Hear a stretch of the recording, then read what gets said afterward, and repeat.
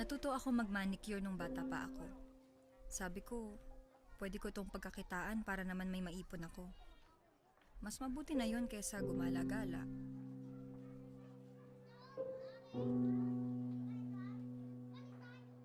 Yung kinikita ko, binibigyan ko si mama ng panggastos para sa pagkain, tubig, kuryente. Saka na lang ako bibili ng damit. Ito muna ang focus ko ngayon. Ginagawa ko ito kasi hindi naman pwede matali lang ako sa bangungot na yun. Kailangan matutong bumangon.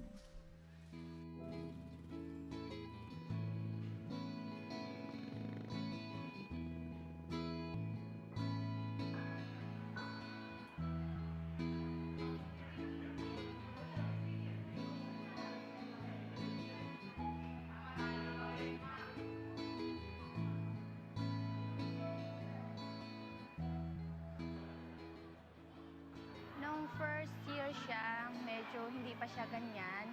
Medyo alok pa siya noon, nung unang hawak ko sa kanya. Medyo hindi pa siya masyadong nagjo-join. Although gradually, na-improve naman siya emotionally. And then ngayon, medyo sobrang kwela niya na. Medyo mapang-asar, maghilig mag-joke. Minsan kay teacher, gino-joke niya. Masayahin siyang bata. Malaki ang kanyang improvement actually.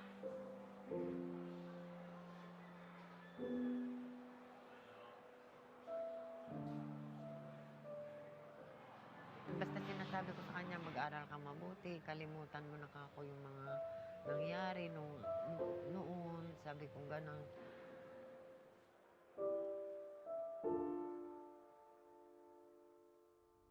Pangarap ko na makaipon ako pagkatapos ko ng high school. Gusto ko magkolehiyo dun sa isang deaf school sa Laguna. Sana kayanin namin.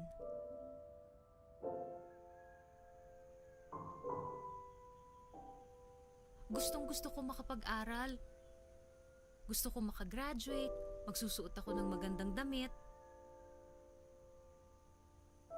Sasabitan ako ng medal tapos nakatoga ako. Kaya lang wala kaming pera. Nakakapanghinayang pero ganun talaga.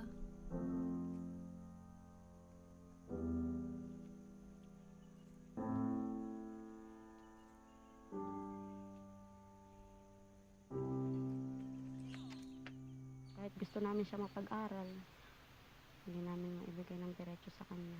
Yung suporta naman po sa kanya nung side ng papa niya, hanggang pangkain po lang po niya araw-araw. Lalo na po ngayon, may anak na. Sa kanya rin lang po talagang mag-ina. Hustisya pa rin ang hiling ko.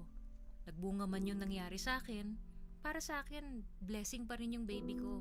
Siya ang magpapatuloy ng mga pangarap ko.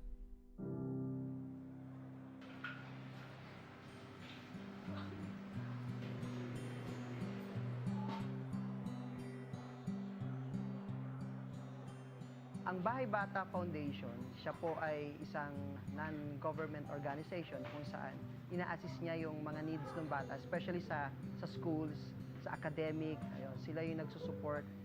Partner sila para itaguyod ang mas magandang kinabukasan para sa ating mga deaf. Tinuturuan sila kung ano ba dapat ang kanilang karapatan bilang individual. Kasi minsan yung mga yung mga may kapansanan, 'di ba? Especially mga deaf, naaabuso sila kasi hindi nila alam yung karapatan nila. Dito tayo because we want to worship.